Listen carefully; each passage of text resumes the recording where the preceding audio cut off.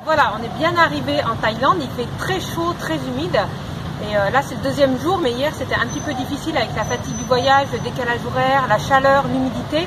On n'a pas l'habitude et en fait dans tout ce qui est problème articulaire, il faut toujours y aller progressivement. Donc là c'est la même chose en fait quand on arrive dans un nouveau pays, quand on voyage, il faut aussi prendre quelques précautions et surtout le temps de s'adapter. Et c'est pareil aussi pour vous, même si vous ne voyagez pas, mais en vacances, en tout cas à chaque changement de rythme que vous avez dans la vie. C'est par exemple les vacances de Noël où on arrive très fatigué, les vacances d'été où on arrive fatigué, on veut faire plein de choses. C'est encore plus vrai quand on fait un grand voyage, qu'on change de climat et qu'on a fait un long trajet. Donc au niveau des précautions, c'est déjà bien penser à s'hydrater, bien boire, surtout là on est dans un pays chaud, très humide. C'est important pour tout ce qui est tendons, ligaments et donc vos articulations.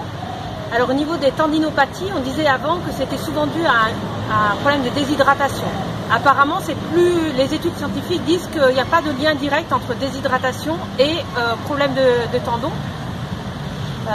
Et vous pouvez lire ça d'ailleurs, il y a un article du blog sur l'œil de l'expert, Émilie, les différents problèmes de genoux, qui parle des tendinopathies et le lien entre tendinopathie et hydratation.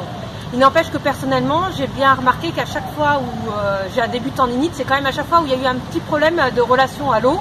Donc la dernière fois, on voyage à vélo aussi, cette fois en Italie, on avait fait un bivouac pas prévu, avec pas beaucoup d'eau, je pense que j'avais pas assez bu, et le lendemain, j'ai eu mal au genou, notamment tout ce qui est tendineux.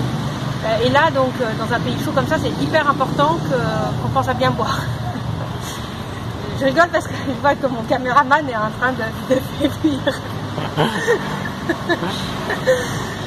Donc l'importance de l'hydratation est encore plus dans ces conditions-là. Deuxième chose, c'est y aller progressivement.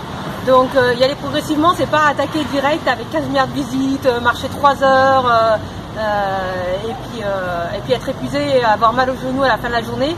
C'est plutôt profiter du pays bien sûr, mais y aller tranquillement. Et si vous sentez que le genou ça commence à pas bien aller, pas hésiter à faire une pause et à ralentir le rythme. Les premiers jours c'est important d'à la fois bien s'écouter, bien écouter vos douleurs, vos sensations, et à la fois en même temps vous remettre dans le rythme du pays, donc au niveau décalage horaire. Mon caméraman va craquer, donc je vais faire court. Mais